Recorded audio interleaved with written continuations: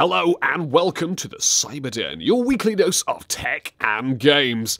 I, Jake, will be chatting to professional actor Tom Clarke-Hill, better known as the voice of the time-traveling space marine Cortez from the TimeSplitters series. Thanks for coming, mate. Let's get ready to split, baby. How you doing, Jake? Pretty good, thank you. All's well on Cyberden. Now, Tom, please tell everyone listening, what inspired you to become an actor? Musician as a bass player, and I still play the bass. Different types of bands, usually jazz or funky stuff or blues. And I started doing comedy on the bandstand, mostly impersonations. Like I think the first one was, to sing "Hello, Dolly" like Louis Armstrong. Well, hello, Dolly, all that stuff. And then I started doing like impersonations of old movie stars you probably never heard of, like John Wayne and Clint Eastwood, punk, and I did like a little song where it would be all these different, and then I got the nerve to go start doing stand-up comedy on my own, which makes it that I can take anything now, after being booed at a few times. And I met some guys doing stand-up at a place called the Comedy Store in LA, and they were making some serious dough doing voiceovers. So I took a couple of classes, and the first class I took was from a woman that used to be on staff at Hanna-Barbera. And then as far as the acting thing, it was kind of the same thing. I took a few classes here and there and then just started doing a few castings here and there and started getting some roles, luckily. From humble beginnings, indeed. From music, and music is, I think most of the voiceovers I work with that are really quick at their job are good musicians too. Or at least they've got a decent singing voice, so they know how to pick up rhythms real quick. What are some of your inspirations for entering the world of music? Do you have any favorite bands or artists? A musical family. My mother's a piano player, and my dad was a trombone player. And they were playing jazz when I was a kid all the time. We had to listen to these records when all I wanted to listen to was stuff from over here. I got introduced to the blues by English guys from like Led Zeppelin, Cream, even though he's American, it's all the stuff that he recorded over here.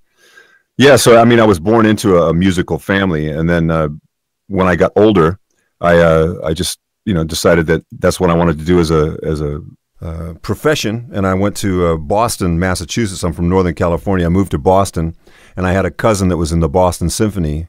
So he was a classical player, but he also played jazz bass, and I took lessons from him. And I went to a school called the Berklee School of Music as well, Berklee College of Music, and never looked back, man.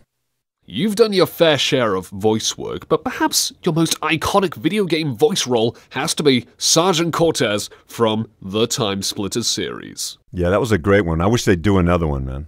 I can't emphasize how much I'm a huge fan. I play TimeSplitters music like almost every week here on the Cyberden. Yeah, it was a fun job to do too, and it was probably I've done a lot of video games or a lot of computer games, but I think that was the one where we got to do more kind of improv and really take our time with the script as far as making it funnier as well.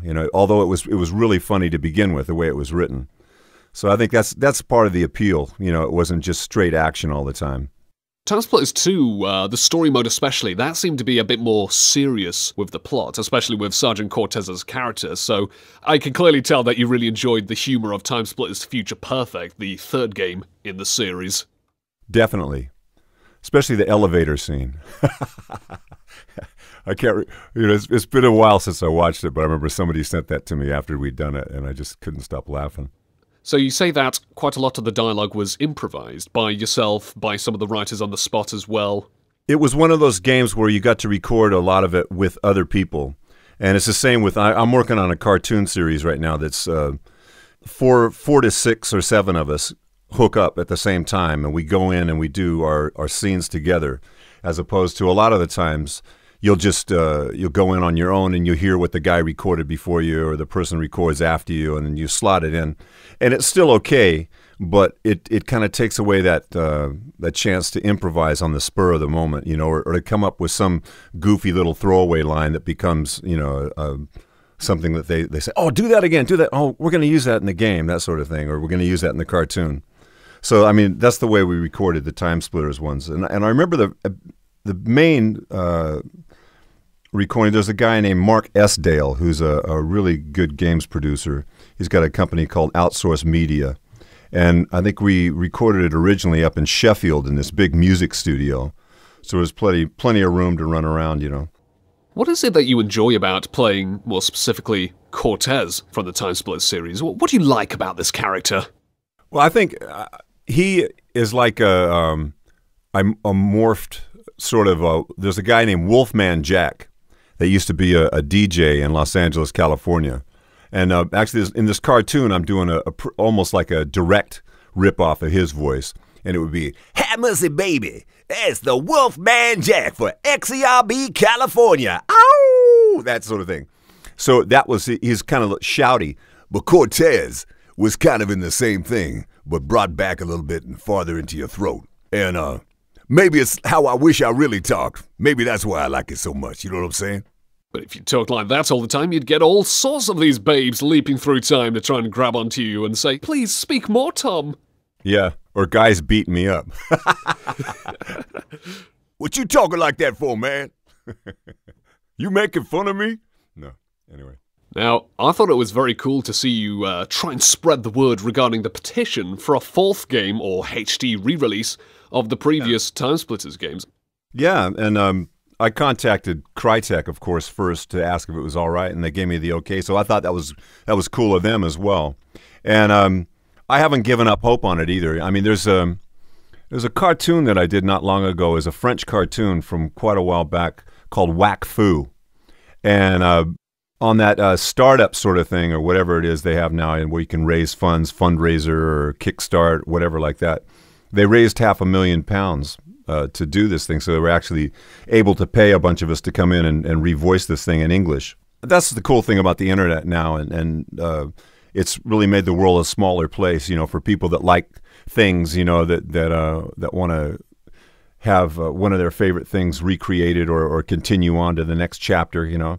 And I had a similar thing happen with I did a game called Killzone, and in Killzone 1, I was a guy named Rico, and it went over really big, and then Sony started sending people over.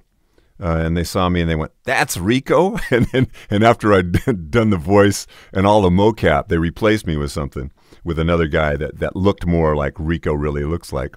I won't say much more than that. And then a bunch of the fans complained. And so from that, it was they complained about him and another character that was played by a guy named Sean Pertwee. And we actually got paid to go back in and do like an extra add-on, a bolt-on, you know, that people could get, you know, for online content to add our voices onto a couple of the scenes from the Killzone 2 game as well. And all in all, bonus pay as well, so everyone's happy. Yeah. Getting back on topic. Those clever clogs down at Cinder Arts, currently working on the fan-made free-to-play sequel for the PC, TimeSplitters Rewind. And yeah, I can tell that you must be very happy to see that there is indeed a future, in development of course, for this cult classic series. Yeah, I hope so. And I'm happy to help any way I can, man. Would you be down for reprising the role of Sergeant Cortez? Absolutely, baby. Do you have anything specifically to say to the developers at the moment, you know, who are working tirelessly on this game for no money at all? Anything you'd like to say to these guys and gals directly? Thanks for the love. Well, I'll say it like him. Thanks for the love, and keep it coming, baby. And of course, a message from myself. If you ever need a writer, or perhaps a voice actor for TimeSplitters Rewind, well, you can always go for that wonderful gentleman, but, oh, what was his name? Jake the something, the voice? I can't quite remember. Jake the voice, call now. Good suggestion, Cortez. Tom. Thanks, Jake. Thank you, baby. Jake the voice, call now. Operator standing by. All right, now, moving on. Let's talk about, for example, one of your other roles that you're probably very well known for. Karl Fairburne in Sniper Elite, the lone sniper fighting World War II single-handedly. Is that a role that you're quite partial to? Yeah, I enjoyed that game a lot, and it was funny. It was the opposite of doing TimeSplitters. TimeSplitters, it was kind of over the top a lot of the times, and in the Sniper Elite games, it's always less is more, you know. So it's like, you know, I saw him up on top of the gate. No, go less than that, Tom. I saw him on top of the gate. I'd have to use my scope on this one. A little bit less. I'll have to use my scope on this one. That's it. So, you know, but I think the attention to detail on that game and just, you know, all the landscapes are amazing. So I really like what they've done with that. I think I'm on 2, 3, and 4. I think I did all but 1. Sometimes it's all a blur. You must have been pretty chuffed when you saw those gruesome X-ray kills for the first time. Yeah, I mean, I think when I did the first one, I couldn't let my kids play it. I've got 4 kids, and 3 of them are boys, and it was above their rating. You know, when I did Sniper Elite 2 and 3, but now they can do it. But you know, it's like it was a good thing if Mom wasn't in the room. You know, funny enough, if I was 12 and I got a hold of the game, it probably would have been one of my favorites, and my dad would probably walk in and go, "Oh yeah, it looks pretty cool, doesn't it?" "Yeah, it does, Dad." My dad's pretty lax about these things. He doesn't mind if I'm, on the one hand, splattering Nazis. Again. Splattering Nazis again with a sniper rifle, or, on the other hand, playing as a monkey with a minigun, destroying robots and zombies, just like in TimeSplitters. So, thanks, Dad. Good bad. Way to go, Jake's dad. Okay, so are there any other particular video game roles, or even roles outside of video games that you've been especially fond of as well?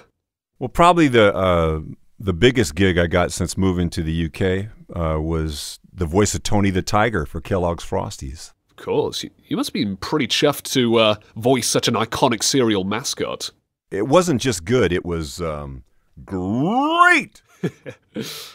It was funny, and all the different commercials that we did with the Tony the Tiger thing. There was a series where, for some reason, they hated the kid that was doing it when they was singing that song. It's gonna taste great. It's gonna taste great. You know, somebody on YouTube had made one where this kid walks through the door singing, "It's gonna taste great," and then a train hits him. Thank you, Internet. Actually, you mentioned before about your mocap support for video games. Again, it does sound like pretty exhausting stuff. Yeah, but it's fun though. And I did a lot of mocap on the Batman games as well, and so my son Taylor Clarke-Hill is also a voiceover and an actor, and there was one where it was Taylor's body was doing the mocap, and then my face was doing the facial mocap, and Mark Hamill's voice was coming out of the Joker. So it was like 3 guys in one.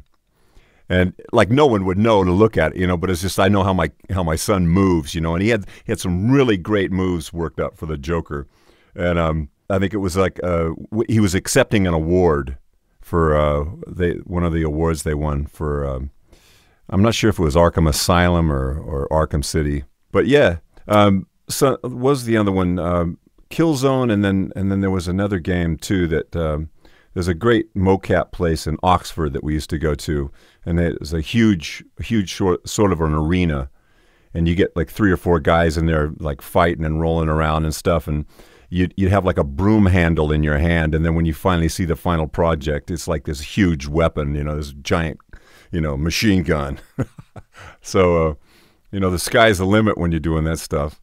In the end, I'm sure it must be very exciting and very cool to see the final product thrown back in your face thinking, hey, I played that guy. Pretty cool. I wasn't swinging a broom anymore.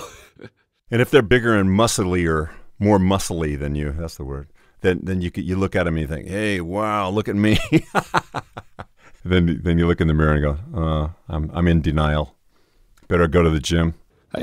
Everyone needs some sort of little fantasy to live up to, and I suppose with you, there's the mocap, pretending that you're 7 foot tall with gigantic muscles. With me, there's pretending I'm a good voice actor, you know. It works hand in hand here, you see. You got a great voice, man. Aw, thank you. Now, let me ask you this final question to round this all off. Ultimately, what is it that you love about the voice work, the mocap work, and even the music stuff as well? What is it that you love about all of it? Being able to use my imagination, I guess, and also, you know, I always used to get in trouble in school. I was the one that would make fun of the teacher, impersonate the teacher, and get sent to the principal's office and, you know, get the cane. Although it wasn't the cane, it was other implements, and now I get paid for it. That's what I like mostly about voiceovers and stuff. It's just it's a I'm not going to call it a silly way to make money, but it's just a really fun, creative way to make money.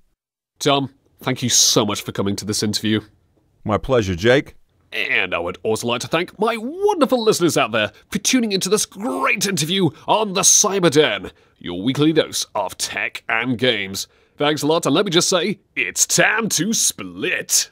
It's time to split.